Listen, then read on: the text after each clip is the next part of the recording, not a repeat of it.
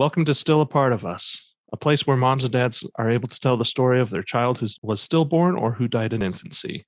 I'm Lee Red, and today we're talking with Mark, who shared the story of his daughter Breklyn and her life and her experience and her legacy. Mark, thank you for coming on and telling us the story of Breklyn. It was wonderful to hear your experience, the wonderful time that you got to spend with her, and the legacy that she has left. We'll turn the time over to you, Mark. What's some saged wisdom that you've got for us? Yeah, thanks, Lee. I appreciate it. Hey, you're welcome. We were talking about the tattoo on your arm. I'll show everybody the tattoo. When did you get that?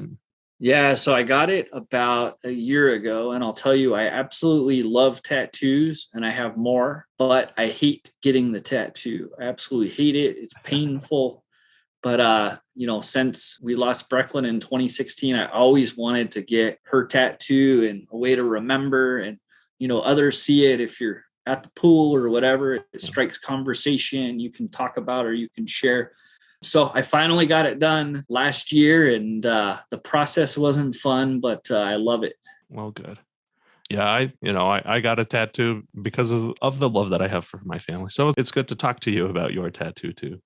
So what is some advice that you would like to, it could be anything from don't say this, do say this, don't do that, do this. Yeah, what I would say is I found over the years, the first thing is there's no right or wrong way to grieve. And when I think about being the dad, right, we're always supposed to be the stereotype is we're the strong, right? No emotion. And what I found is it's okay to grieve. It's okay to have difficult days. And I think it's important to, whether it's cry or reflect or talk about, because if you don't and you're always there for your significant other, it will build up over time. So I found that you do have to work on yourself and take the journey and grieve. I found, along the way, there's some things that have helped from different mementos that I carry, whether it's a pacifier or having a tattoo or,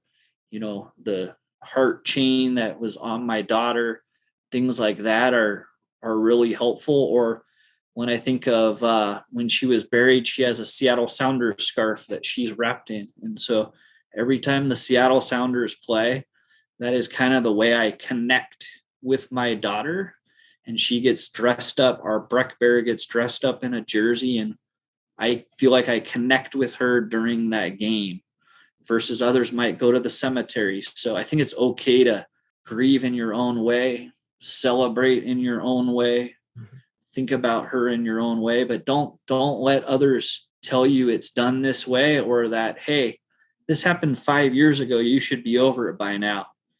It's okay to continue to talk about it and to go through the process. So that's kind of the biggest thing I've learned, while at the same time having outlets to reflect or to remember her. Most recently, I developed our website for becaseofbreklyn.com, and it was a way for me to connect and tell her story and reflect. So that's kind of what I've done over the years.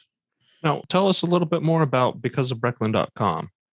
We mentioned that because of her birth and her death, you guys were able to help change local law here in Utah about how a mother is admitted into the hospital and stuff.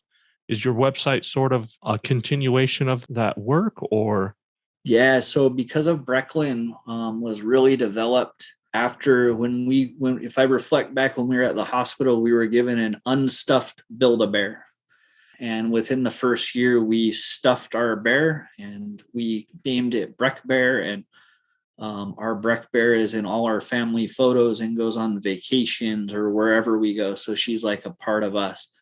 And I found it really helped us through the process, not only grieving, but making sure she's with us today and is continues to be a part of our family. So we found it really, really helped. A few years ago, we decided we wanted to do the same for other families, just with how much support and help our unstuffed bear, our Brek bear, helped. So we started Because of Breklyn. It started out on social media, and we began accepting donations. And then on May 23rd, Breklyn's birthday, we go to hospitals and donate the unstuffed bears. And I believe our first year we had about 100 that we donated in these care packages, which include the unstuffed bear, a penny poem. So one of the things we like to do is anytime we find a penny on the ground, it's a kiss from Breklyn. And so I'll be on a business trip or out somewhere and we'll find a penny, and it's cool to think, hey, she's there with me right now. And we'll send photos, and we keep them in what we call a kiss jar.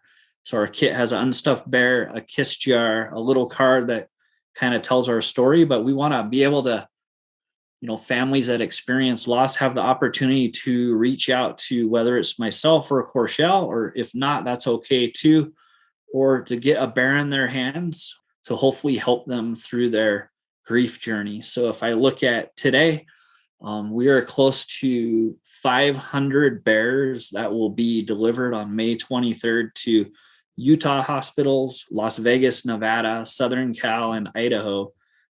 Thanks to really all the friends, family, and the community for all their donations. So we're essentially using our story and our platform to try and give back and help families through that process. I didn't really know that story, so I'm glad you were able to elaborate on because of Breklyn.com. Yeah, thanks for letting us share. And when you pick up the penny, do you put it in your pocket right away, or do you sort of just leave the penny where it's at and let somebody else find a penny? Yeah, so when we find the penny, usually we'll take a picture and I put it in my pocket and bring it home, and we have a kiss jar. And so every time we get a kiss, anyone in our family, we put it in the jar, and it's slowly kind of filling up. I will tell you that we will leave pennies at times, for others to find as well, kind of giving back. But it's really cool. If I think about, things that remind us of Breklyn, it's when we find a kiss, our Brek bear, and then white butterflies. Those are kind of our things. Hence the butterfly on the tattoo, right? Oh, now I see it. Yeah. Well, wonderful. It's nice to hear how you are able to see your daughter in the world. So, is there anything else that you would like to talk to us about? The advice? Any other advice you'd like to impart on people? No, I mean, nothing else new than what I already shared. I just kind of reiterate again, what I found is to do you, no matter how long it takes, no matter how short it takes. There's no right, wrong way, but just make sure you take care of you and go through the process so it doesn't build up, and don't let others tell you a right or wrong way. And I agree. Your own grief is very personal to yourself. Well, Mark, thank you so much. It has just been a pleasure to talk to you today. It's been very wonderful to learn about your daughter, Breklyn. So thank you so much.